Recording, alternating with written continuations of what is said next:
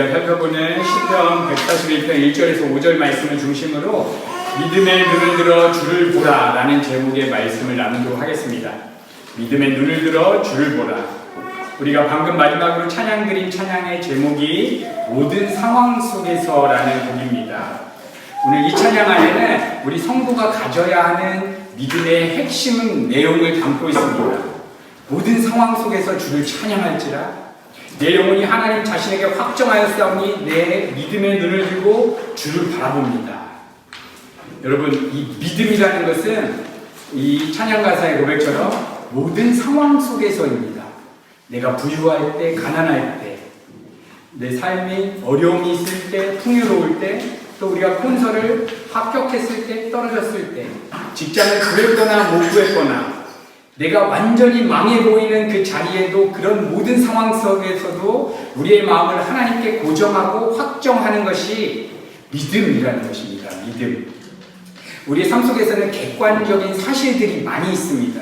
예를 들어서 우리 각자마다 재정의 문제도 있을 수 있고 건강 문제, 사업 문제, 노래 문제, 입시의 문제, 여러 가지 삶의 문제들이 있습니다. 이거는 객관적인 사실입니다.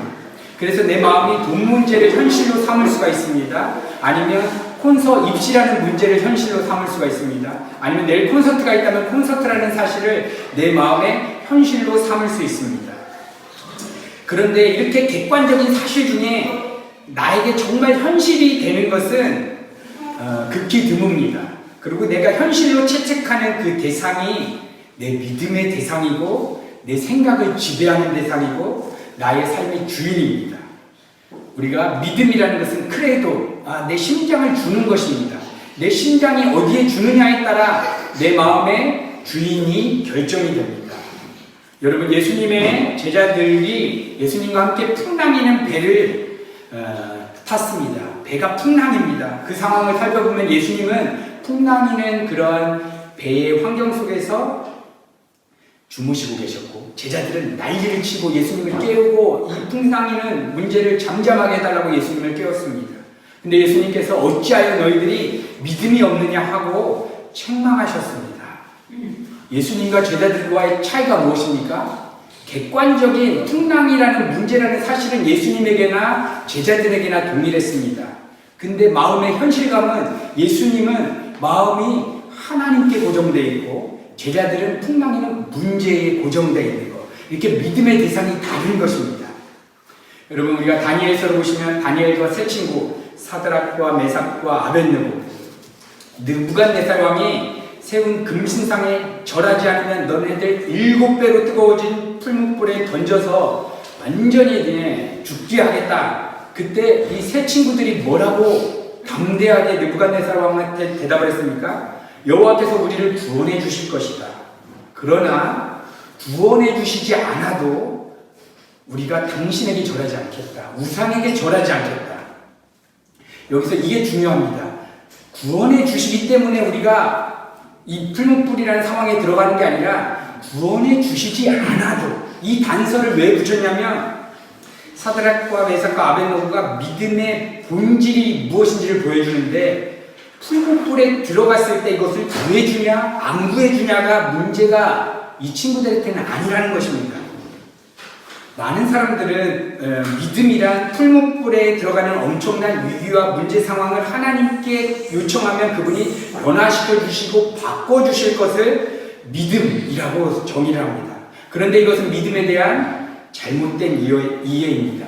만약에 이게 믿음이라고 한다면 초대교회 때 예수 그리스도를 왕으로 선포하면서 수많은 사람들이 순교했던 그 현장은 무엇이 되는 것입니까?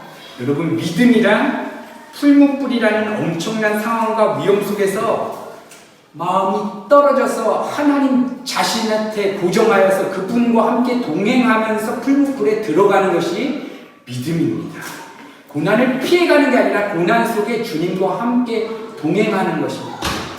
풍랑이는 문제 앞에서 믿음은 풍랑이는 문제를 하나님께 간청해서 멈추는 게 아니라 풍랑이는 문제 앞에서 내 마음을 껴서 하나님 앞에 말뚝박고 고정해서 주님과 함께 풍랑이는 그 바다 가운데 들어가는 것이 믿음이라는 것입니다.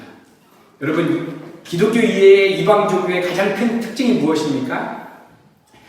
모든 사람이 자신의 인생의 주인이 됐습니다. 그래서 자신이 판단하기에 나쁘다고 한 건강 문제나 사업 문제, 재정 문제, 나의 현실에 내가 판단하기에 이거는 정말 안 될 것 같은 문제를 바꾸기 위한 목적으로 각자의 신들을 정하고 기도를 드리고 치성을 드립니다. 그러나 우리 기독교 신앙은 완전히 다른 것입니다. 우리에게 주어지는 풍랑이나 풀무불 같은 위기가 문제가 아니라 문제에 사로잡히는 내가 가장 큰 문제라는 것이 기독교에서 제시하는 문제 가운데 우리의 상황이라는 것입니다. 여러분, 문제가 아니라 문제에 사로잡히는 내 자신이 가장 큰 문제입니다. 왜냐하면 사도 바울이 로마서에서 이렇게 기록했습니다. 믿음으로 하지 않는 모든 것이 죄라고 했습니다. 그러니까 우리가 죄를 안 짓는다는 것은 그냥 한두 개 도덕윤리적인 나를 깨끗하게 치장하는 게 아니라 믿음이 무엇입니까? 풍랑이는 문제에서 마음을 껴서 하나님 앞에 고정하는 것으로 삶을 살아가지 않는 모든 것이 죄가 된다는 것입니다. 하나님께서는 일부러 의도적으로 우리의 삶에 여러 가지 문제를 곳곳에다가 숨겨두시고 일부러 제시하십니다. 왜 하나님께서 제시하실까? 우리 성도가 오직 하나님만을 갈망하고 소망하는 자로 양육하시기 위해서 하나님께서 때때로 우리 상황 가운데 문제를 허락하셔서 우리를 다듬어 가시고 있습니다. 그래서 오늘 이 예배 가운데 우리 각자에게 분명히 정말 고통스러운 문제들도 있겠고 염려들이 있을 것입니다. 근데 오늘 예배 때 한번 결단하셔야 됩니다. 하나님, 내가 여기서 문제에서 내 마음을 껴서 하나님께 한번 고정하고 확정해 보겠습니다. 여러분, 만약에 오늘 예배 때 그렇게 확정하실 때, 마지막 우리가 기도하기 시작하실 때 지금 내가 문제라고 여겨졌던 그것에서 하나님의 보화 같은 그러한 아름다운 계획들을 반드시 깨닫게 될 것입니다.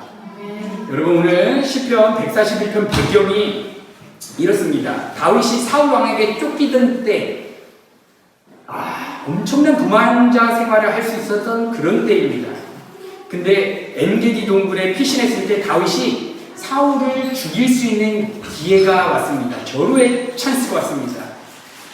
사울이 용변을 보고 있는 그 상황, 얼마든지 죽일 수 있는 상황입니다. 근데 이러한 절호의 찬스를 다윗은 포기했습니다. 왜냐하면 사울 왕은 하나님께서 기름 부으신 왕이었기 때문에 하나님의 주권이 아니면 자기가 그 왕을 건들 수 없었다. 하나님이 세우셨다라고 믿었기 때문입니다. 사울이 정말 도망자 생활할 때 얼마나 다윗이 정말 이 도망자 생활에서 빠져나가고 싶었겠습니까? 여러분, 우리도 도망자는 아니지만 삶의 압박이 오는 문제들이 때때로 주어지지 않습니까? 입시를 보게 될 때 입시의 압박, 입시가 끝나고 나서 어떠한 직장을 갈까 압박, 또 부모님께서 송금이 언제 끊길까에 대한 압박이 주어집니다. 다윗도 그렇습니다. 그런데 사울만 죽이면 이 문제를 자기가 해결할 수 있는 것입니다. 그런데 다윗이 그 사울 왕을 죽일 기회를 포기해버립니다. 오늘 시편 141편의 특이한 것은 다윗의 심리적인 상태입니다. 우리가 4절을 한번 읽어보겠습니다. 4절을 같이 읽겠습니다. 시작. 내 마음이 악한 일에 눌러 죄악을 저 앞에 아가리 의심을 하시며 예, 여기서 악인이라는 말이 나옵니다. 언뜻 보기에는 사울 왕과 그 사울 왕의 부대들이 악인이라고 일컫는 것 같습니다. 그러나 실상은 그렇지 않습니다. 이 말이 사울 왕을 지칭하는 것이 아니라고 해서 사울이 선하다는 얘기를 하는 것이 아닙니다. 오히려 사울 왕에 대해서는 이야기를 하지 않습니다. 다윗이 지금 악하다고 여겼던 자들이 누구인가 우리가 그것을 주목해야 됩니다.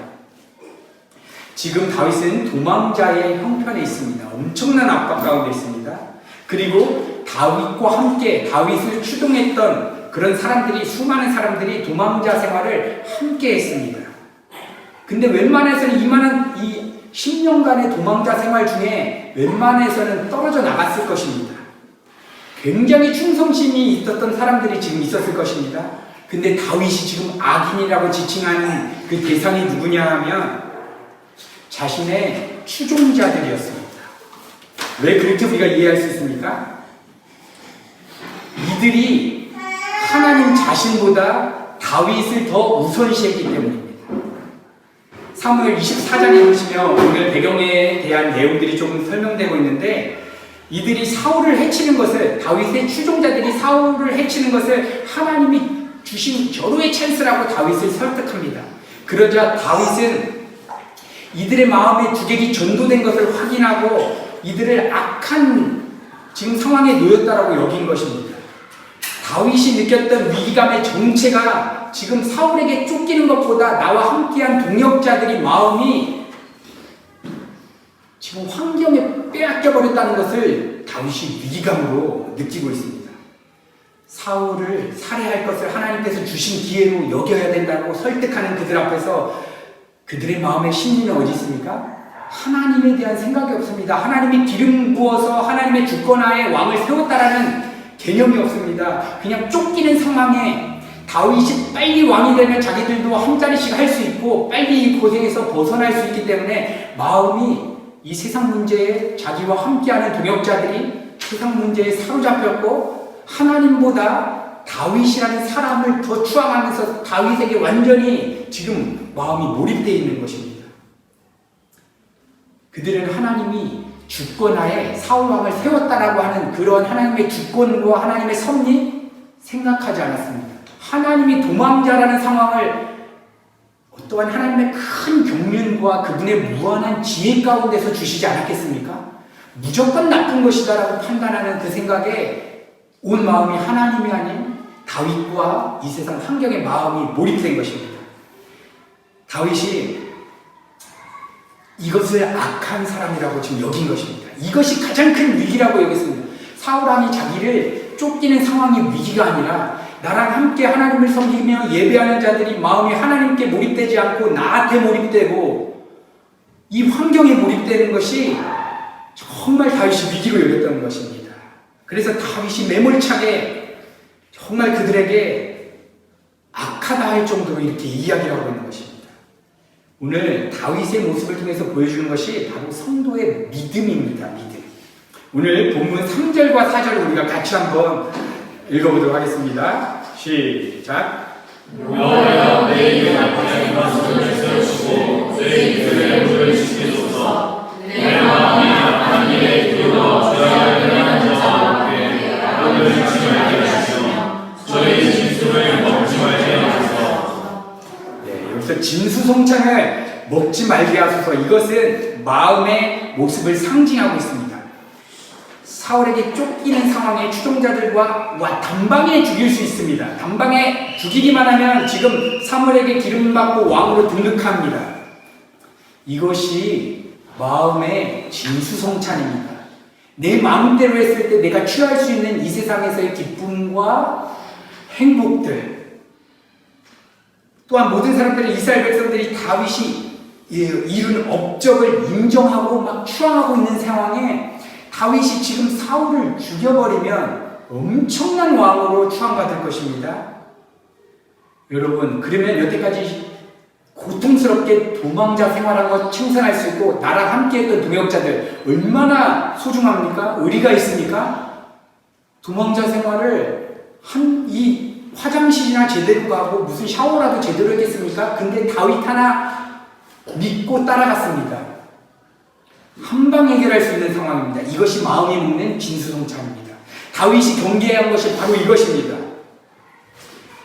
내가 지금 이 사람들과 동조해서 하나님을 생각하지 않고 환경을 생각해서 내 힘과 판단으로 이 세상의 기쁨을 취하려고 내가 움직이는 순간 나는 악인들과 함께 지금 완전 죄악의 구덩이로 빠져들어가게 된다. 이것을 경계한 것입니다.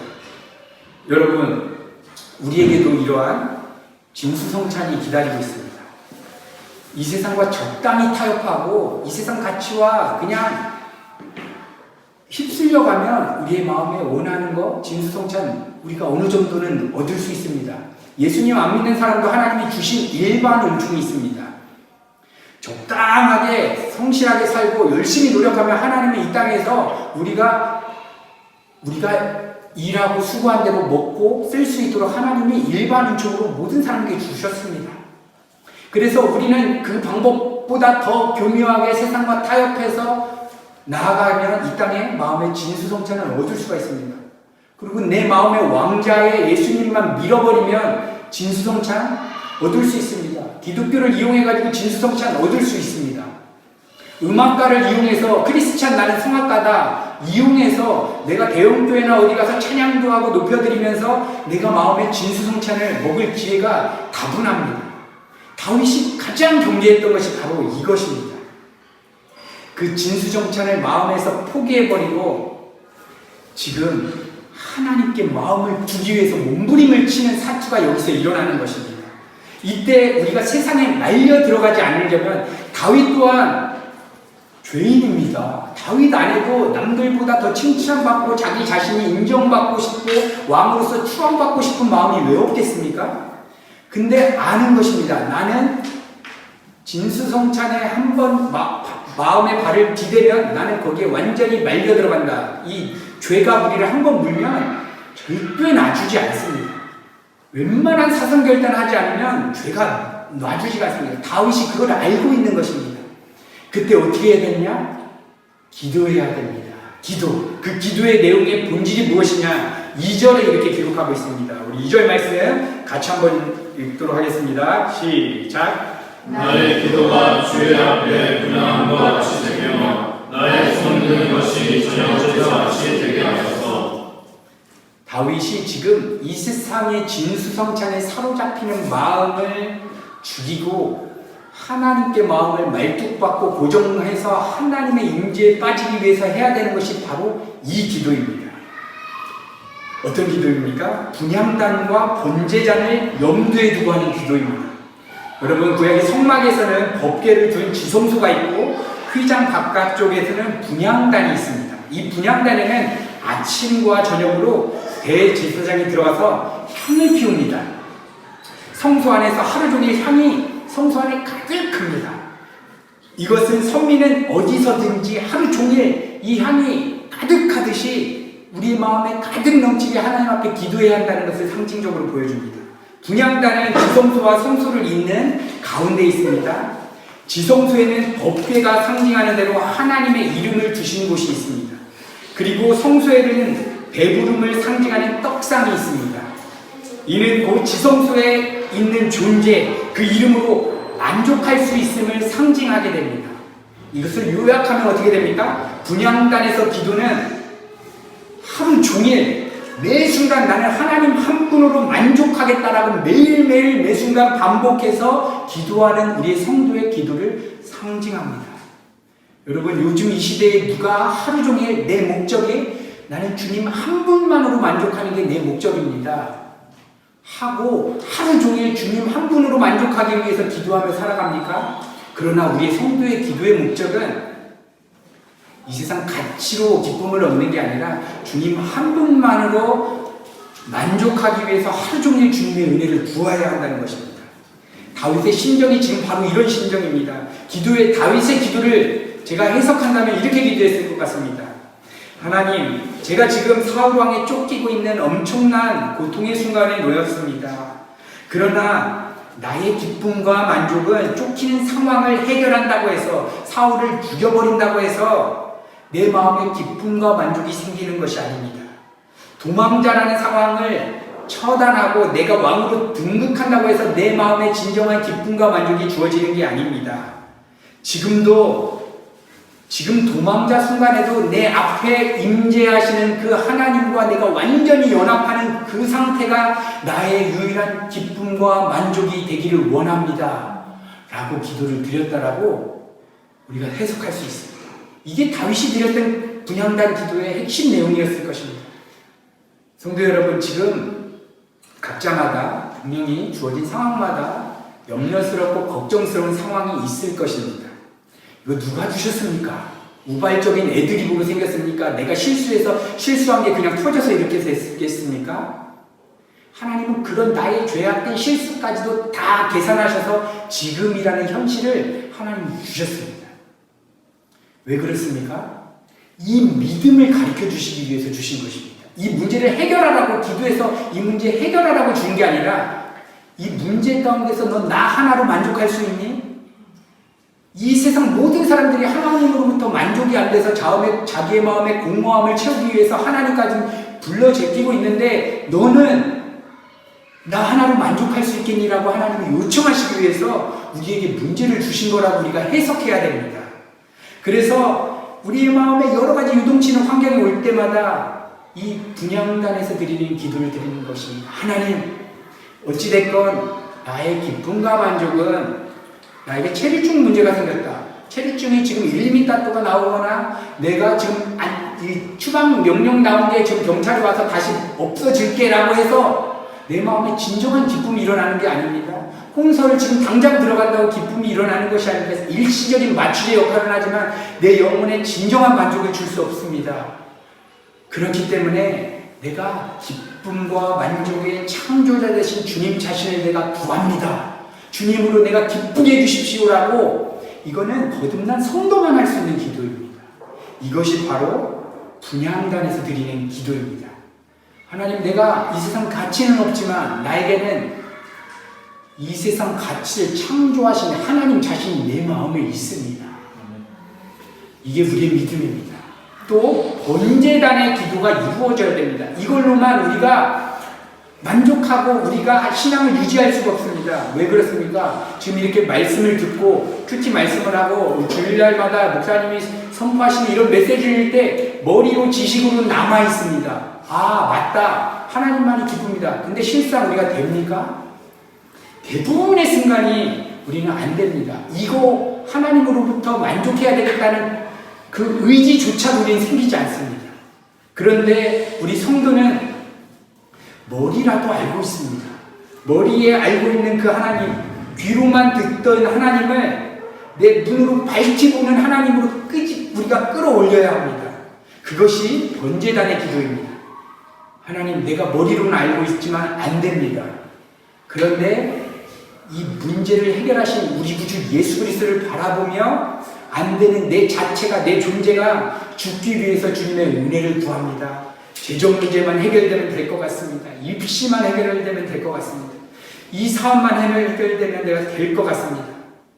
이때마다 십자가의 번제단의 의미가 완성된 십자가에 하나님, 내가 죽기를 원합니다라고 주님의 은혜를 구할 때 반드시 주님의 은혜를 주십니다. 반드시 한번 구해보십시오. 하나님, 이 문제에 사로잡히는 내가 하나님의 선한 계획 가운데 있다라고 나는 알고 있습니다. 그런데 내 마음의 정서는 내가 컨트롤이 안 됩니다. 그래서 내가 죽어야 되겠습니다. 주님과 함께 연합하여 죽게 해주십시오라고 우리가 기도할 때 성령께서 역사하십니다. 이렇게 다윗이 드렸던 이러한 기도가 우리의 삶에 반복되기 시작할 때 우리 안에는 놀라운 은혜를 경험합니다. 그러나 우리가 이 기도를 드리지 않고 분향단, 하나님 한 분으로 만족해야 되겠다. 번제단, 그렇게 머리로 알고 있지만 안 되는 내가 죽어야 되겠다. 이게 안 되는 순간 내 마음에 들어오는 소원이 있지 않습니까? 그래도 이것만큼은, 이게 바로 엔게디 동굴에서 다윗의 추종자들이 제안하는 진수성찬인 것입니다. 이게 무엇입니까? 내 안에 있는 나라는 우상의 실체입니다. 내 안에서 자꾸 엔게디의 그 동굴에 있던 추종자처럼 내 안에 나라는 우상이 자꾸 나를 속입니다. 그래도 하나님이 이것만 해결해 주시면 될 거야. 이것만 해결해 주시면 될 거야. 그거를 한번 우리가 다 죽어버렸을 때 우리의 삶을 한번 보면 판이 완전히 바뀌게 된다는 것입니다. 여러분, 우리가 오늘 이 예배 가운데 하나님한테 한번 첫 번째로 결단해야 되는 것, 하나님, 어찌됐건 내 마음의 기쁨과 소망과 나의 삶의 이유는 주님 자신입니다. 머리로 알지만 안 됩니다. 주의 십자가에 연합하여 그러한 내가 죽게 해주십시오라고 시작하는 것입니다.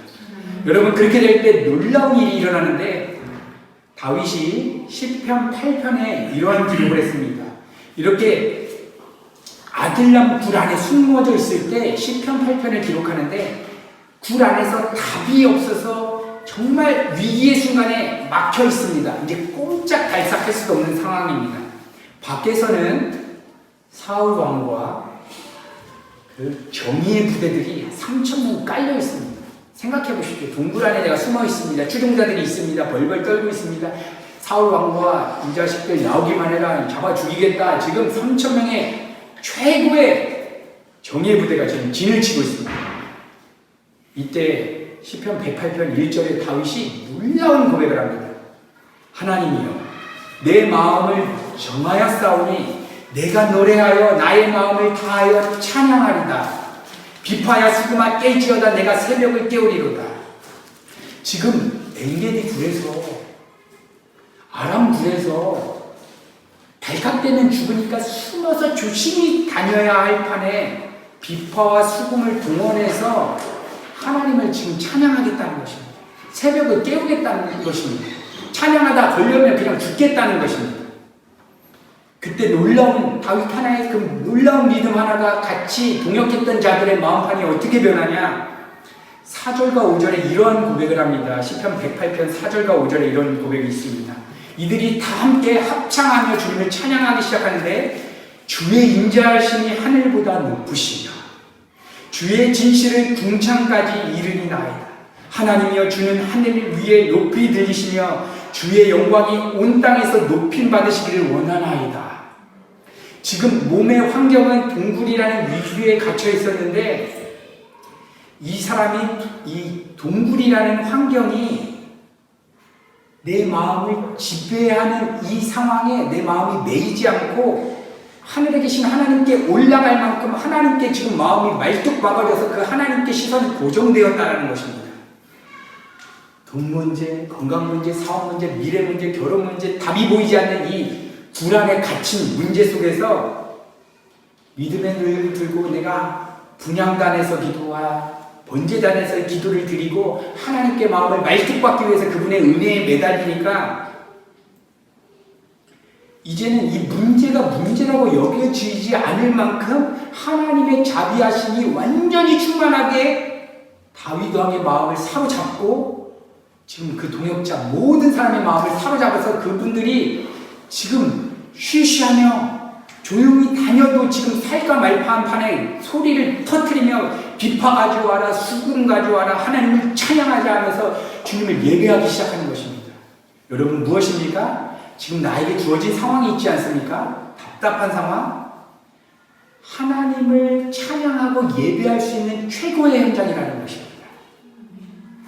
이때 이 문제 때문에 지금 사로잡힌 내가 죽고 하나님을 바라보기 시작할 때 우리 안에 나오는 찬양이 뭐냐면 비파를 가져와라, 수금을 가져와라, 우리가 합창으로 찬양하자, 이중창으로 찬양하자 하면서 그 상황이 예배의 현장으로 완전히 바뀌어지는 놀라운 신비가 이 안에 담겨 있다는 것입니다. 오늘 누가 이 예배 가운데 정말 이 말씀을 의지하여서 우리가 안 됩니다. 잘 안 됩니다. 그런데 이 말씀을 의지하여서 우리가 할 수 있는 것은 하나님의 말씀을 의지하는 방법 외에는 어떠한 길도 없습니다. 지금 주어진 이 메시지를 좀 의지하여서 하나님, 내가 답이 없는 동굴이지만 내 마음을 이 시간 주님 앞에 말뚝박겠습니다. 내 마음을 지금 주님 앞에 확정하겠습니다. 망하면 그냥 망하겠습니다. 누가 주님 앞에 이렇게 믿음의 눈을 들고 이렇게 고백하시겠습니까? 하나님께서 지금 이 시대에 간절히 찾는 사람이 바로 그런 사람입니다. 하나님은 우리에게 어떠한 대단한 사역을 하거나 어떠한 일을 하거나 어떠한 유용한 사람이 되는 것을 원하지 않으십니다. 전능하신 하나님께서 뭐가 부족하겠습니까? 뭐가 부족해서 우리를 미국에 보내시고 하나님이 뭐가 부족해서 스웨덴을 보내시고 알바니아를 모시겠습니까? 바로 예배자를 찾고 계십니다. 이 한 예배자, 하나님께서 이 예배자를 통해서 이 시대의 문을 여시는 것입니다. 그래서 이 시대에 죽어가는 다 나라는 우상을 예배하는 이 시대 가운데 우리 하나님께 말뚝받는 그 한 분 한 분을 통해서 하나님이 역사를 바꿔가시고 정말 죽은 영혼을 살리겠다는 것입니다. 여러분, 지금 이 예배 가운데 이 말씀을 의지해서 내 정서적인 반응이 지금 따라오지 못하지만 하나님의 말씀은 영원하십니다. 그분은 완전하십니다. 그분은 신실하십니다. 내가 주님 한 분 믿습니다. 하나님, 그래서 내가 주님의 인자하심과 선하심에 내 마음을 시간 확정하고 말뚝박습니다. 그렇게 우리가 기도를 통해서 하나님으로 충만해진 다음에 지금 주어진 각자의 문제를 한번 다시 돌아가셔서 묵상의 시간을 한번 살펴보십시오. 하나님을 반드시 그곳에서 예배하는 현장으로 바뀔 것입니다. 그때 박수치면서 하나님, 내가 망해 보이는 그 현장, 우리 초대교회 때 성도님들은 카타콤 들어가가지고 지금 자기 자녀들 부모들 끌려가가지고 튀겨 죽는 그 상황에 동굴 안에서 하나님께 소망 두고 예배드렸습니다. 그때 보면 내가 지금 튀겨 죽은 내 자녀들, 내 부모들 지금 하나님의 그들의 몸이 호련히 변해서 하나님의 본성에 참여있는 그 영광된 순간을 지금 보고 있는 것입니다. 스데반 집사님 그거 아신 것입니다. 아, 내가 지금 복음의 메시지를 선포했더니 사람들이 돌로 때려 죽이는구나. 지금 이 죽는 순간 하나님의 영광에 내가 빨려 들어간다. 그러니까 우리에게 주어진 문제를 지금 먼저 하나님께 시선을 고정하고 믿음의 눈을 들고 말뚝을 받고 한번 보게 될 때, 여러분, 우리의 환경은 내가 주어진 그 어려운 순간이 다른 영혼들을 살리게 되는 것입니다. 여러분, 반드시 그런 일이 일어날 것입니다. 여러분, 우리가 잘 아는 송명희 시인이 있습니다. 어떠한 한 가정이 사업의 위기로 이제 자살할 위기에 왔습니다. 그런데 자살할 그 위기에서 송명희 시인이 고백했던 그 찬양 가사를 보고 이 내면이 완전히 뒤집어졌습니다. 송명희 시인이 지금 말할 수 없는 고통 가운데 하나님은 공평하시다. 그분이 내 왕이시다. 공평하신 하나님은 정말 신실하시다. 그분이 내 인생의 주인이시다. 그분이 나한테 주신 이 불구와 같은, 남이 봤을 때 정말 장애인 같고 정말 추악스러운 이 모습, 하나님이 가장 선한 기회를 주셨다라고 믿는 그 찬양의 진실된 고백 때문에 그 동굴과 같은 상황 아니겠습니까? 그 장애인 저였다면 수백 번 자살하고 싶었을 것입니다. 그런데 그때 공평하신 하나님이라고 그 동굴과 같은 상황에서 하나님을 찬양하기 시작하는데, 그 찬양의 간증을 듣고 찬양의 가사를 본 그 한 가정이 마음판을 뒤집어 바꿨습니다. 아, 나 같은 죄덩어리가 여기 있구나.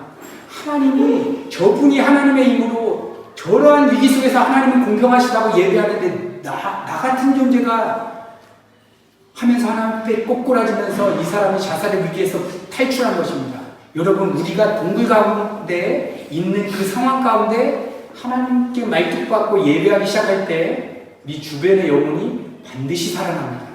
여러분, 누가 오늘 하나님 앞에 내가 그러한 예배자가 되겠습니다 라고 고백하실 때 내가 가는 그 환경, 학교, 가정, 사업터에 죽어가는 영혼들이 우리의 신앙을 보고 우리의 믿음을 보고 살아나는 놀라운 일이 있기를 주님의 이름으로 축복합니다. 이 시간 우리가 같이 한번 기도하시겠습니다. 오늘 말씀을 좀 여러분 의지하셔서 내 마음에 정말 답답해 보이는 그런 문제들은 무엇인가, 정말 이것만 있으면 내가 해결될 것 같은 그런 것이 무엇인가. 여러분, 괜찮습니다. 우리 아버지가 이 온 만물을 말씀 한마디로 창조하신 그분이 여러분 누구신지 아십니까? 우리 아빠입니다. 그분이 우리 아빠랍니다. 여러분, 어떤 아빠가 자녀에게 그 고통스러운 순간 마음대로 줄 부모는 이 세상 아무도 없습니다. 여러분, 내가 아픈 그 고통 순간은 하나님이 어떠한 마음이시겠습니까? 부모의 마음은 자녀가 아파하는 마음을 보면 더 쓰라린 것입니다.